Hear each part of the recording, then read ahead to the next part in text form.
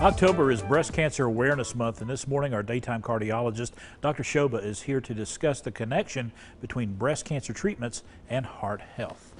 Appreciate you being here today. Good to be here. Let's talk about this. There is definitely some correlations, between breast cancer and heart disease as well. Oh, absolutely.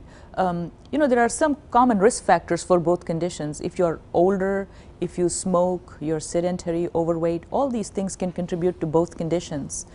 And some of the treatments that we have out there for breast cancer can unfortunately affect your heart. In what ways? Can you expound on that a little bit more? Sure. There are treatments like chemotherapies or targeted treatments, and they can cause cardiac conditions like cardiomyopathy, where the heart muscle pumping function gets very weak, and you can go into congestive heart failure. Some treatments can cause rhythm problems. If you get radiation treatment with the regular standard radiation treatment, that can also cause your heart blockages to get worse. You can have more hardening of your arteries, there can be blood pressure issues, and so there are newer and newer treatments coming out there, of course. They're trying to find medications that can prevent the heart muscle from getting weak if you take it with the cancer treatments. There are new treatments like we were talking about earlier, and imaging techniques where you're laying on your side that can minimize the radiation exposure to your heart.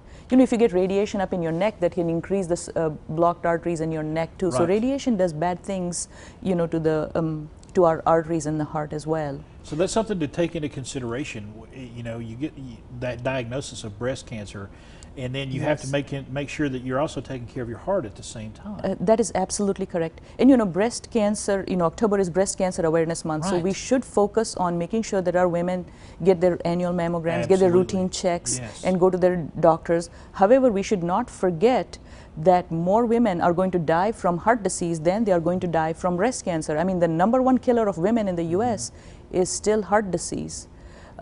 Maybe 7 to 10 times more, 1 in 3 is going to die of cardiovascular disease. And so we should not forget that. In fact, breast cancer treatments allow women to live longer these days. And so the risk of breast cancer recurrence is less than actually the risk of dying from heart attack. So we have to keep that in mind as well. So when you are taking care of your breast cancer, very important to eat right, exercise, and get periodic tests on your heart. And your cancer doctor will automatically order tests like ultrasound of the heart. They may do an EKG, they may do ultrasound of the heart, they'll watch your blood pressure as prophylaxis, and some medications can be given as prophylaxis to help prevent heart failure. They have actually tried to identify the risk factors for women with breast cancer who will develop heart issues. And so there's a new guidelines that came out last year in February of 2018. The American Heart Association put out these guidelines. It's a very, very informative article where people can go in there and look at some of their risk factors and understand what people are trying to do to prevent heart disease in people with cancer. Also remember, cancer can make the blood thick. And so, when your blood gets thick, that can also cause heart attacks. Now, the correlation between treating breast cancer and heart disease, is that correlation, has that been studied just in recent years, or has that been known for a while?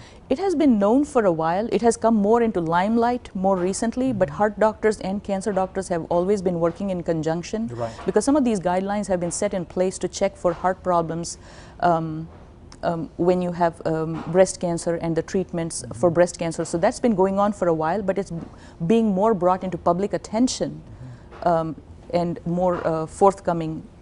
The article that came out was actually the first of its kind, though, last year. Now, where can that article be found?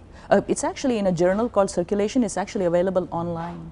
Now, if someone receives a diagnosis of breast cancer, should they go to their cardiologist as well and talk to them about their treatment options on both sides of things? Usually the cancer doctors these days are very particular, and if they think the patient is at high risk, they will automatically refer them to a cardiologist. But in fact, when the patient is seeing their primary care doctor, the automatic checks for risk factors for heart disease are ongoing, and the cancer doctors are very good about getting the test scheduled periodically to check on the heart as well.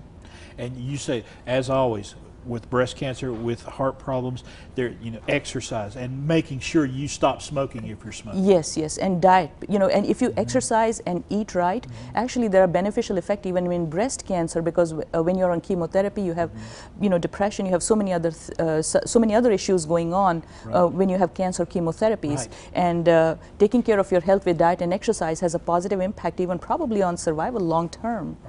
Making sure you're taking care of your overall health. Correct. Interestingly, we find cardiologists find cancers while we are checking for the heart. Right. Be it breast, be it lungs, because some of the tests that we do for the, yesterday itself we were testing a patient for her heart, and we found a mass in her lung while we were testing for her heart.